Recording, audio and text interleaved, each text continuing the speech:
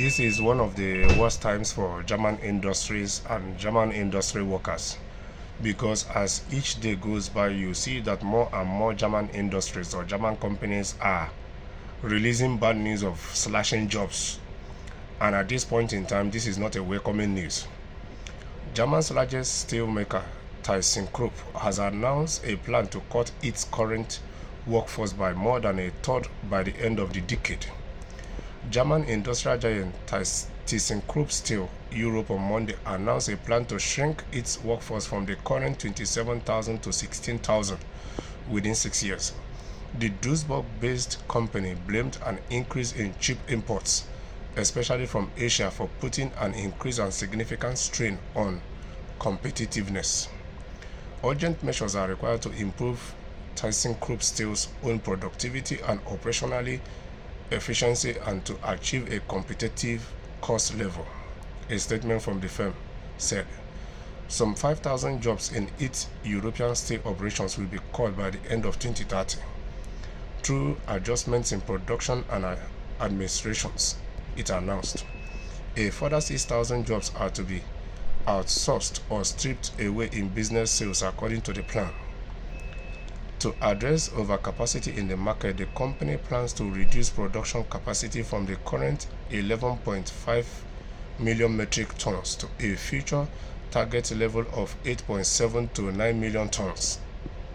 ThyssenKrupp head of steel, Dennis Grimm, said the restructuring was aimed at securing long-term job prospects for as many employees as possible. Comprehensive optimization and streamlining of our production network and processes is necessary to make us fit for the future, he said. We are aware that this part will demand a great deal from many people, especially because we will have to cut a large number of jobs over the coming years in order to become more competitive.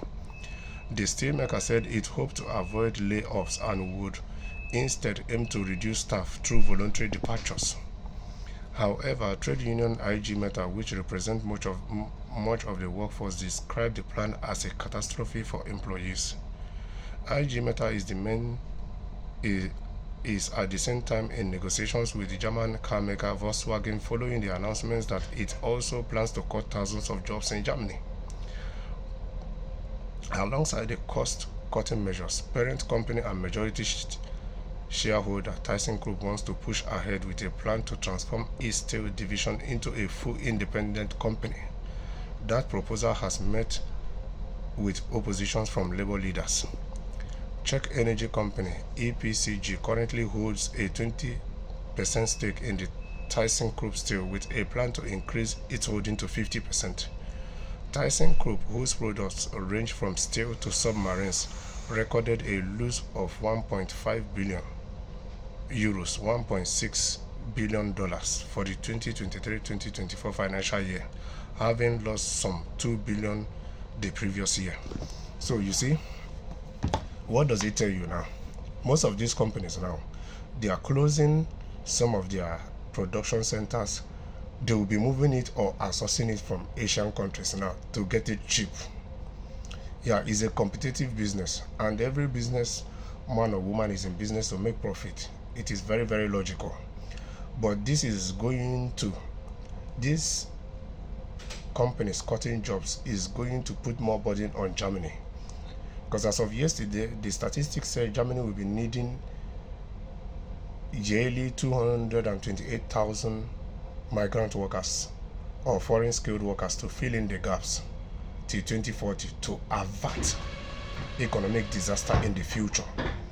And in return to use bringing these 228,000 foreign skilled workers yearly to address their decline in birth rate or fertility rate issues they are having. So Germany is facing hard times, and this 23rd of February election next year in Germany is going to be one of the most important elections in German history, because the Germans have to go to that election with their country at the back of their mind. They have to start on the path of patriotism to be able to vote who they think is capable of being at the helm of affairs in their country at this point in time.